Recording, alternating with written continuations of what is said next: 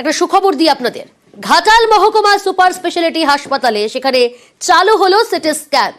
Super speciality আগেই চালু হয়েছিল ডায়ালিসিস, উদ্বোধন করেছিলেন মুখ্যমন্ত্রী মমতা বন্দ্যোপাধ্যায়। এবার সিটি স্ক্যান চালু হওয়ায় যথেষ্ট খুশি সুকান্ত রয়েছে।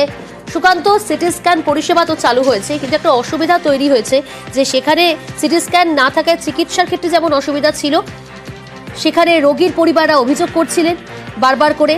তারপরে এই সিটি স্ক্যান পরিষেবা চালু, এর আগে ডায়ালিসিস পরিষেবা চালু। কি বলছেন সেখানকার স্থানীয় বাসিন্দা থেকে রোগীর পরিবার পরিজন? সুকান্ত। দেখো প্রিয়াঙ্কা, স্বভাবতই ঘাটাল মহকুমা হাসপাতালের যারা রোগী, তার আত্মীয়রা বা পরিজনেরা বা ঘাটালবাসী, তারা কিন্তু খুশি এই ডায়ালিসিস বিভাগ চালু হওয়ার জন্য। তোমাকে জানিয়ে রাখি প্রিয়াঙ্কা, যে ঘাটাল মহকুমা হাসপাতাল শুধু নয়, একই চত্বরে রয়েছে ঘাটাল সুপার স্পেশালিটি হাসপাতাল। অর্থাৎ রোগীর চাপ সবসময় থাকে এবং দ্রুত চিকিৎসার জন্য দাবি তুটোরা হয়েছিল দীর্ঘদিন যে সিটি স্ক্যান চালু করা হোক এবং ডায়ালিসিস বিভাগ চালু করা হোক। কিছুদিন আগেই সেই ডায়ালিসিস বিভাগ কিন্তু চালু হয়েছে, কিন্তু সিটি স্ক্যানটি চালু করা হলো।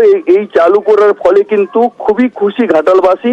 তাদের যে চিকিৎসার যে সময় অপচয় হতো বা বাইরে থেকে সিটি স্ক্যান করে আনতে প্রচুর টাকা খরচা হতো, সেই জায়গা থেকে তারা কিন্তু অনেক ধন্যবাদ।